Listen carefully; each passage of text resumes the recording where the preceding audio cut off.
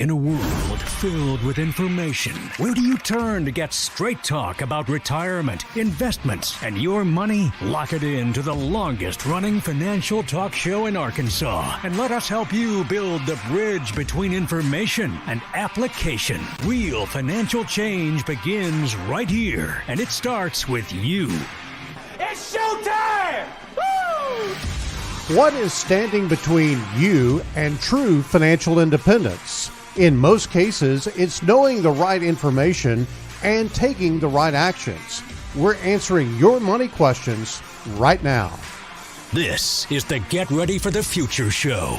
And welcome to another edition of the Get Ready for the Future show. John Shrewsbury and Janet Walker here. We were just reminiscing a little bit. It's been a while since it's been just me and you on the radio to talk about retirement investments and your money. It's old home week. We're going to see how this goes without Scott in the group here. Yeah, Scott is on assignment. I've always wanted to say that somebody was on assignment. Scott Inman on assignment. I thought that was always cool, but he's actually doing a workshop right now with Candace Stanley and is helping other people to understand what it takes to become financially independent, just like we're doing today. And of course, we do that through your questions. And of course, you've got an opportunity to ask us a question. You can email us at info@getreadyforthefuture.com, a question that you might have. Also, you can call or text a question in at 501-381-5228.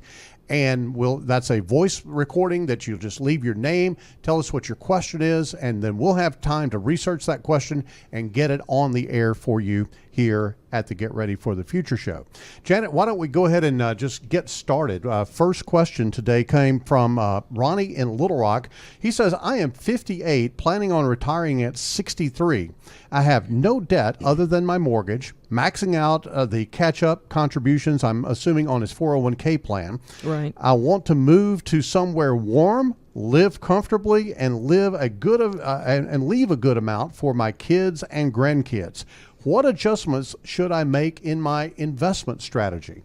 I really like the fact that he's going someplace warm and comfortable and living life and enjoying his grandkids. But this money thing, we got to figure that out because that's what's fueling everything. Yeah, Ronnie, I haven't met you and don't know who you are, but I think that you and John could be good friends because when I saw move to somewhere warm, I was like, that's what John's going to do at some point in the future as well. So we can understand what your goals are for sure. So I do like that it sounds like, Ronnie, that you want to retire to something. Many times we are retiring from a job, and we think that it's important for you to have something to retire to. And it does seem like that you've got some plans in place that will be what your retirement actually works out to be. Yeah, let's talk about that for a second because this is really something that I deal with a lot of my male clients, the guy in the relationship. This is really a problem. And when we talk about retiring to something, you're right, Janet, he needs to be able to have life kind of mapped out in a general direction of what he's going to be doing. Mm-hmm. But the key here is that you don't just throw up your hands and retire from something and not go to something, because that really you run into a brick wall. I remember having a client who I worked with, and we retired him many, many years ago, and he'd been retired for about 6 months. And one day he called me, and it was very clear that he was in this really noisy environment. I was like, what are you doing? And he said, I'm driving a truck. I said, what do you mean you're driving a truck? You just retired. He said, I got bored and needed something to do. Yeah. So I started driving a truck. Well, he went right back to working not because he needed to, because he wanted to, because he didn't have anything else to do. We have, as you said, it's way more common with males than with females. We've had quite a few people do that. There's a gentleman I go to church with who stopped me a few months ago and was talking about how he got a part-time job at the country club. They don't mind when he takes some time off. He works a few hours a week, but it gets him out of the house. It gets that involvement with people, and that was just very important to him. So we see that quite often. But I want to shift and talk about, Ronnie asks, what adjustments should I make to my investment strategy? I think one of the main things that we need to think about is that, Ronnie, you're in what we call the retirement red zone. And if you're a football fan at all, that's the last 20 yards before you get into the end zone. And so we've gone 80 yards to get to this point, to get you to age 58 with the retirement assets that you have in place. We've got those last 20 yards to go, and that's where if you mess up, it's bad because you've worked so hard and so long to get there. So there are a lot of precautions that you need to take, but I will say one of the things that you need to keep in mind is that you can be too cautious. Yes. And so when you talk about making adjustments to how you're handling your investment strategy, one of the things that we would say is to not put it all in, very ultra conservative investments. That's one of the mistakes that we see people make at this point because they view retirement as a stop sign with their investments rather than a yield sign. We're going to keep moving. We still got time before it's not you retire and then you need all of these assets. Some of those assets you're not going to need for 30 years. And so we want to be sure that those are invested for a growth-oriented mindset. Ronnie, I think the GenWealth Ready to Retire process really does speak exactly to what you're asking here. And the Ready to Retire process starts with creating a very firm foundation of income. And what we mean by that is that your essential income need, whatever that is, it may be $5,000, $6,000 a month, whatever it takes to kind of pay your bills and be okay. You want to secure that those income sources and be able to know that you have regular, predictable paychecks coming in just like you had when you were working. Now, it doesn't have to be all of your income, but it does need to be enough for you to meet the essential needs that you have for life. Maybe that's food, clothing, transportation, shelter, taxes, insurance. You know the drill on this. Things that you can't do without, you've got to have guaranteed income coming in. So let's talk about what that looks like. You have Social Security, that if you retire at 63, you will actually have the opportunity to take Social Security. Might not necessarily be the time to do it at 63, but it is in your future to have Social Security. The question is, is that Social Security check enough? Probably not. Do you have a pension? If you don't have a pension check, then the only guaranteed source of income for you in retirement is Social Security. And so, Janet, the first thing that we would recommend is that he shore up that essential income above what he has in Social Security to be sure that he has regular, predictable monthly income to meet those needs. So that starts with just kind of thinking through, what are you spending right now? A lot of people, John, will think about like how much they make. Yep. And let's say, and I'm just picking a random number, let's say you make $75,000 in a year's time. Okay, you don't live off of $75,000. You've got probably some expense for your own health insurance that's in there. You're contributing to your 401k. That's not what you need to live on. So you want to think about actual spendable money. What do you live on a regular basis? And then beyond that, John, as you talked about, once we get that required amount in place, above and beyond that, what other things are you going to spend money on? Like vacation, is that going to change tremendously relative to what you're spending now before you get to retirement? And there are discretionary expenses that we want to account for in this calculus of retirement income. Right. But it doesn't have to be coming from guaranteed income sources, and that's where our bucketing strategy comes into play. Yeah, the buckets are critical because so many times people look at retirement, their retirement assets. Think about your 401k because that's where the retirement assets are for most people. They look at that as one pool of money and that they need to invest it all conservatively or all growth oriented, depending on what their stage of life is. And we know that we really need to segment that based on the time period, the timeline on which you're going to use those assets. So if you think about more conservative investments, and I will say we're not talking necessarily about bonds. There are other choices to use these days because people used to think, John, of bonds as being conservative, but as interest rates have risen, You've had a different experience. People have gotten their clocks cleaned in the bond market, and so we want to be sure that you know what a conservative investment is, and that you're pulling from those types of assets for your grocery money, your spending money, those types of things in those early years.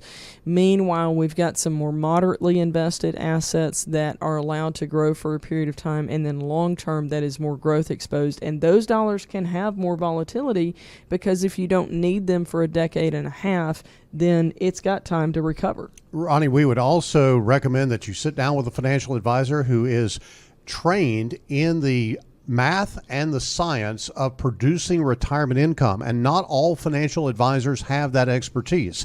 A lot of financial advisors do a good job of building up assets through your working years, but very few financial advisors have the expertise like we do here at GenWealth of creating retirement income plans. So I think that is a very, very important part of what you're trying to do. Hopefully you kind of have a little bit of groundwork to do and have a direction to go as you journey toward retirement. Janet, it is a good time to talk about this workshop that we've got coming up, because we were just talking about Ronnie drawing Social Security, but I made the point in that conversation about the fact that maybe the day he retires is not exactly the day to draw Social Security, and we're going to cover a lot of this in our upcoming workshop. Yes, there are lots of different claiming strategies for Social Security, and the reality is most people just look at their statements and go, hey, I could take it at 62, I could take it at my full retirement age, or I could take it at 70, and they don't look at it as a household family decision, because it's not ever presented that way on your statement. It looks like an individual decision, but there are lots of factors. Even if you're single now, maybe you used to be married. So there are factors to consider in that way as well. So what we're doing on Tuesday, May 16th, we are very focused on education. We always have been, and we are going to take some time to educate on Social Security and talk about how to maximize your Social Security in retirement. So this is Tuesday, May 16th at 6:30 p.m. at the Delta Hotel. There's no cost to attend, but you do have to register. We know some of you will be coming straight from work, and so we're gonna provide some food for you, so you don't have to worry about that. The way that you register is go to getreadyforthefuture.com/Social Security. Getreadyforthefuture.com/Social Security. Or you can call our office at 866-653-PLAN. That's 866-653-7526, and one of our team members will be more than happy to get you registered. Again, that's a Social Security workshop coming up May 16th at the Delta Hotel. That's formerly the Crown Plaza, basically at the intersection of 430 and Shackelford, 630, that area of West Little Rock. We'll be there and ready to go at 630. True financial independence, you might not necessarily relate that to Social Security. Most people think of Social Security as being very, utilitarian. It's just something that I'm going to get when I retire, but it really does have a major impact on your true financial independence. So let's define what that is, Janet. True financial independence really is not having to worry about having your basic expenses covered. Yeah, when you know that you don't have to go to work to meet the needs that you have, that's when you're at that point, when you're at the point of financial independence. And so for people, the details of that may look a little bit different. Some of you may still have a mortgage payment, but you're able to do that without having to go to work to meet that need. Some of you may roll into retirement without that. That's not necessarily part of the details that matter. You want to look at, can my assets and my income sources support me and my spouse, if you're married, through retirement? If that is the case, then you have reached that point of financial independence. If you've got questions, we've got answers. You can text or call them into 501-381-5228 to hear your questions answered on the air here on the Get Ready for the Future show. Ready for another question? Yeah. Let's check in. Matthew from Benton asks us, inflation has been bad, sure, but let's talk about medical costs that are rising even faster. How can I be prepared for higher medical costs in retirement? What are my options? John, we actually we did some research on this because really throughout your career and mine, it has been accurate to say that medical costs were rising at a greater pace of inflation than all other expenses that we have, whether you're talking about food, clothing, you name it, fuel prices. We saw medical care costs continue to rise at a faster pace. However, because inflation in other areas has increased its pace of growth, then what we have actually seen is right now, from 2022 to 2023, medical care costs are not growing at a faster inflation rate than other things. They're actually, it's a lower rate. What we see though is that it has maintained, a pretty stable rate of inflation through the years, where we see more volatility in other categories of inflation. So all of that to say, Matthew, normally you're right on point that medical costs rise faster than other costs. It's not the case right now, but we do believe that during your retirement, that will shift again to be an accurate statement and something that you need to consider in your overall retirement planning. So let's kind of talk about some mechanics here of this, because clearly you've got to deal with this inflation thing and also being sure that you insure yourself properly. A lot of confusion these days about Medicare and Medicare supplements and Medicare Advantage and things of that nature. Frankly, there's a big push to get people onto Medicare Advantage by the government. They'd love for you to be in a managed care program. I will tell you from an experiential standpoint, you probably don't want to do Medicare Advantage. Now, it's cheap. Absolutely. Sometimes it's no expense depending on where you live and that type of thing. But I have had a lot of people come back and say, you know what, that is just not what I need to do. Janet, we believe that Medicare and a Medicare supplement are your best lines of defense as far as medical costs are concerned, because a supplement basically fills in on the deductibles, co-insurance, and the things that Medicare does not cover. And those things combined together are going to cover what you need until, John, they don't. And when you get to the point where you need a higher level of care, maybe you need some degree of long-term care either in your home or in an assisted living facility of some type, at that point it's very important to understand that the government is not going to cover those costs through Medicare.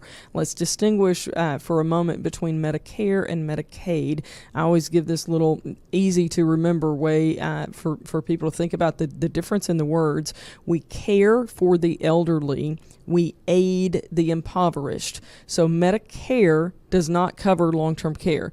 Medicaid can cover it, but remember, we aid the impoverished. That means that if you have assets, it's not going to cover you. You actually have to spend down your assets to a level of $2,000 before Medicaid will come in and help with long-term care needs. And at that point, because the state is then paying for a bill that was really yours to pay for, then this is where people get confused. They talk about, well, I don't want the nursing home to take my house and that type of thing. They're not going to take your home if you pay your bill, and they're not going to take your home just because. But if, let's say, the state pays for, say at $5,000 a month for a year's time, the state pays for $60,000 of your care.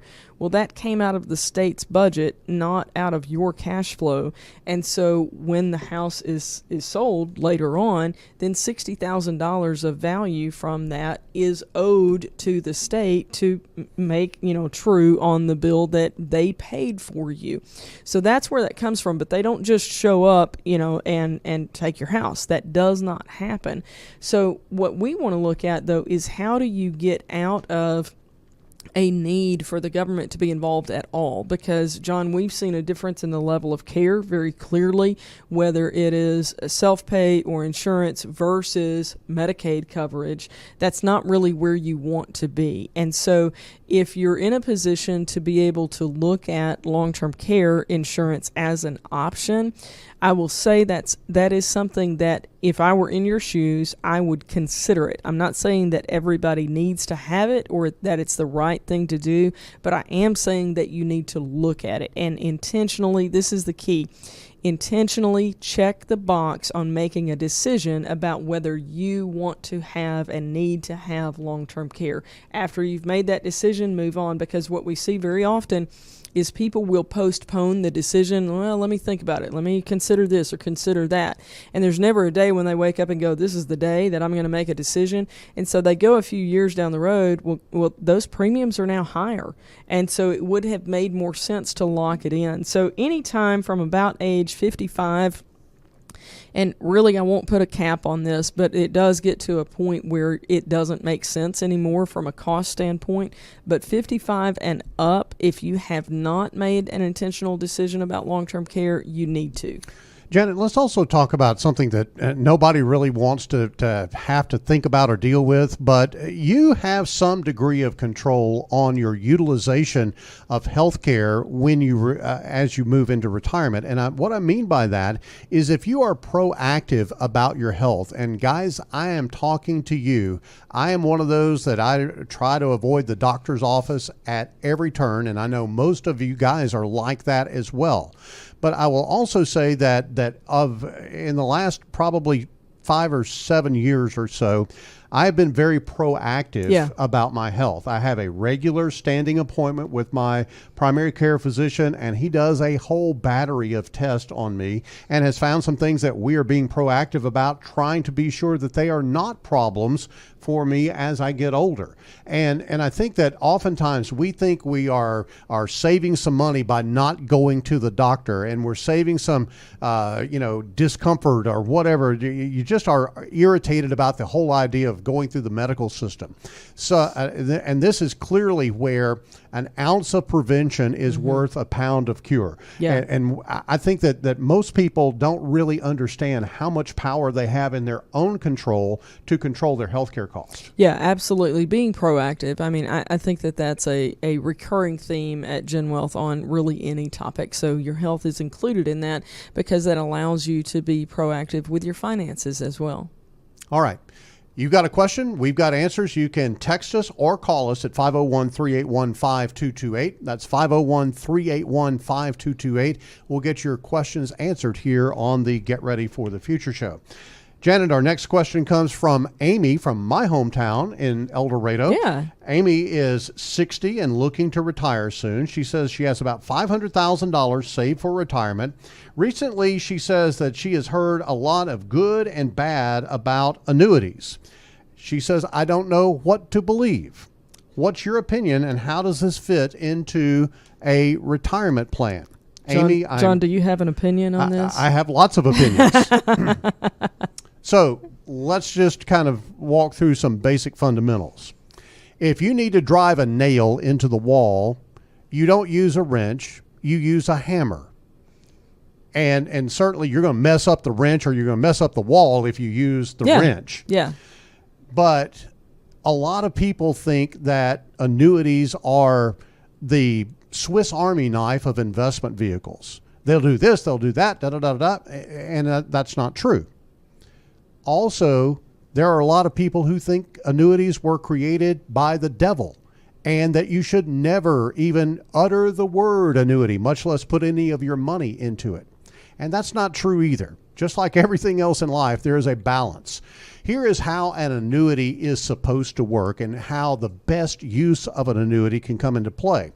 It is to provide guaranteed income to you in retirement. So the question is, do you need additional guaranteed income? Janet, we just were talking about Ronnie in Little Rock having a need to secure guaranteed income. If all Ronnie has is Social Security for he and his wife, then that's likely not to meet their needs in retirement. And so they may want to take a portion of their retirement savings, put it to an annuity to do the job of providing guaranteed lifetime income throughout their retirement years. I think I'll underscore what you were saying to Amy about, there are sides that love annuities in all situations, and there are sides that hate them in all situations. And I'll go to the teacher perspective.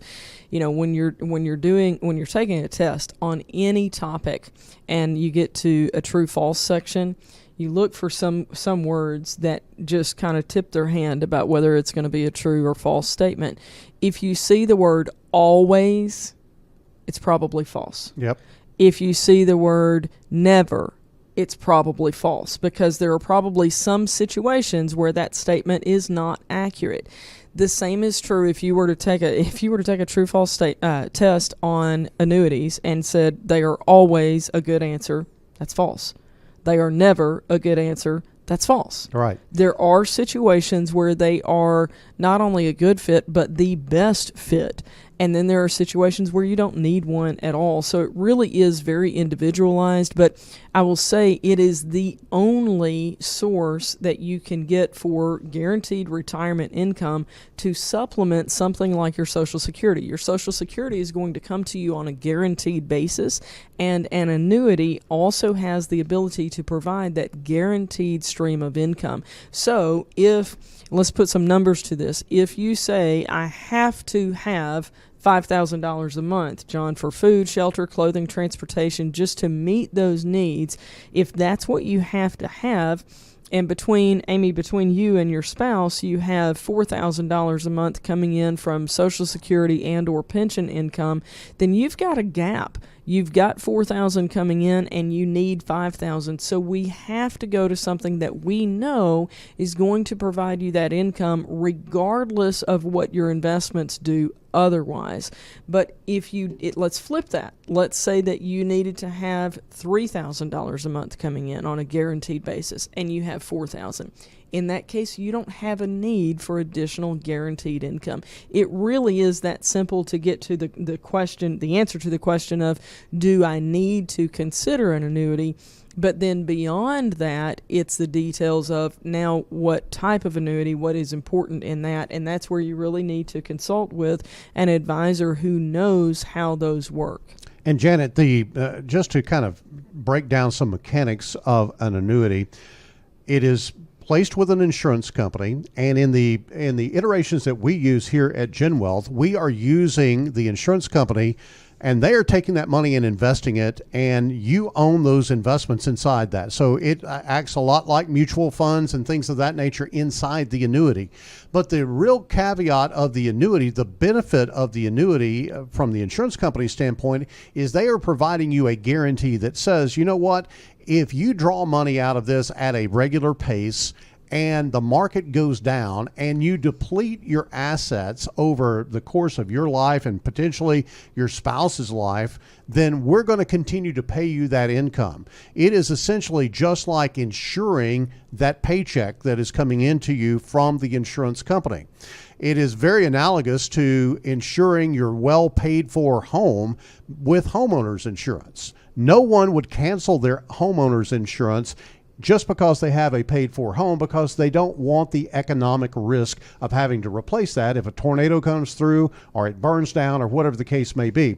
Same thing with your paycheck. You don't want to risk losing that paycheck, and so there's a small fee that is charged inside that annuity for that insurance company to take on that risk, and they use that fee to actually buffer that risk against things in the market that could take that portfolio down. Yeah, so when people talk about, sometimes they'll say that annuities are expensive, and we would say expensive relative to what? Because there is a cost to insurance.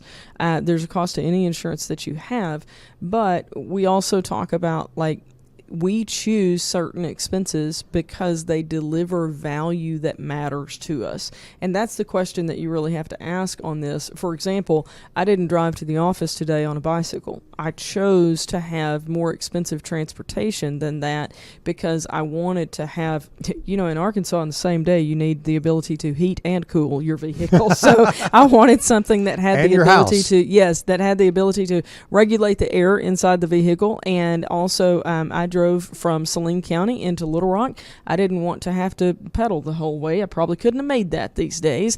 And so we think about there's more cost to that, but it's worth it because there was more value delivered. So do you need the value that an annuity delivers? And if so, that cost probably makes sense. Janet, one other quick additional point that I want to make about this is that, we've kind of centered on Amy's question on annuities.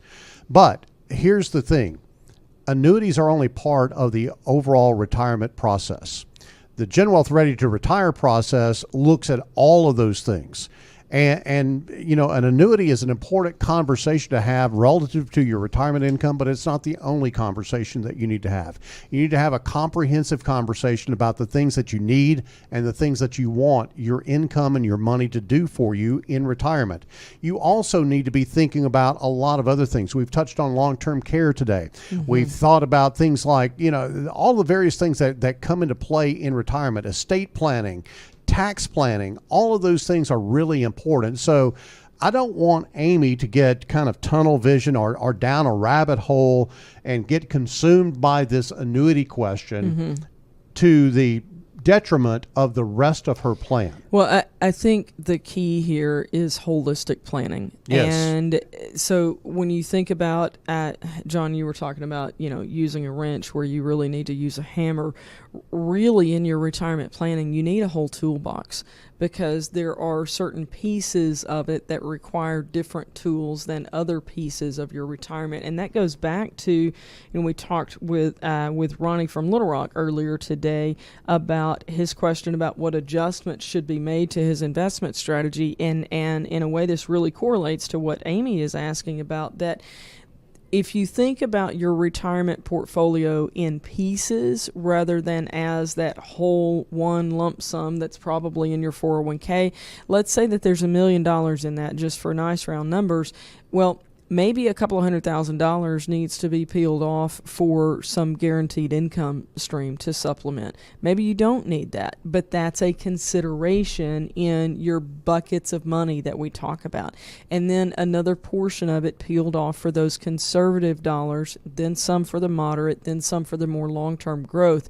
It's all about looking at those dollars for how they need to be used, not as one big bucket of money with everything in it. It's buckets, plural, different purpose, different timeline to be utilized in your retirement. I think the key question for Amy is, can I find financial independence? Can I find true financial independence with my $500,000 and my Social Security and all that type of thing? There's a lot involved in that. Clearly, there are a lot of questions that have to be sorted through and dealt with. And I think that is really where a relationship with a trusted advisor can come into play, as they sit down and have your best interest in mind and going through a lot of those questions and kind of sorting these things out. Janet, not that Amy is necessarily bent this way, but I really believe that people today want instant gratification and expediency on dealing with almost everything. This is the rest of your life that we're talking about. It really does demand and require some time to be spent on it. Yeah. Look, you're going to live for probably 20, 30 plus years in retirement. And I would say that one of the top 3 most important things in your retirement years is going to be your income and how you pay for things. You've got to be able to take the time to stop and go, okay, let's do a real thorough assessment of this and make sure that I'm going through everything that I need to go through, so the rest of my life is one that I don't have to worry about a lot of things. Yeah, so you plan that, and then also keep in mind you're going to need to plan that on an ongoing basis to be sure that you adjust as time, things in your life are going to change. And so you've got to adjust that over time as well. John, we had the bell for our final thoughts. So I'll go ahead with mine and talk through what I think right now is a critical time-bound thing for you to consider. And that is knowing that we are education-driven, strategy-based, and team-delivered. We have ongoing workshops because we are so focused on education. We know that it is important for you to understand your retirement, and your retirement likely includes a Social Security check at some point in the future. So if you would like to learn how to maximize your Social Security, on Tuesday, May 16th, we have a no cost to you workshop coming up at 6:30 p.m. It'll be at the Delta Hotel. That's in West Little Rock, just north of the 430-630 interchange. So May 16th at 6:30 p.m. at the Delta Hotel. You can register by going to getreadyforthefuture.com/Social Security. Janet, here at GenWealth, we are known for helping people to attain, maintain, and pass along true financial independence to their family. What does that look like? What does that look like for you? Well, it's different for everybody, but true financial independence, as Janet has alluded to here today on the show, is knowing that you don't have to go back to work to live out the rest of your life. That is true financial independence. And frankly, that's a status that a lot of people won't actually attain because they don't apply the right information and the right actions to what they're doing. If you'd like to know more about true financial independence, reach out to us at GenWealth Financial Advisors. That's going to do it for the Get Ready for the Future show for today. Janet, it's been great being back. The old team is back together here. So not that we dislike Scott, but I enjoy being back with my business partner on the radio. It was a good time. All right. Thanks for being with us. We'll talk to you next week. The GenWealth Financial Team is available to you 24/7 at info@getreadyforthefuture.com or call our offices at 866-653-PLAN. That's 866-653-7526. You should personally consult a financial advisor before making any investment, and no strategy can assure success. Securities offered through LPL Financial. Member FINRA SIPC. Investment advice offered through Independent Advisor Alliance. Independent Advisor Alliance and GenWealth Financial Advisors are separate entities.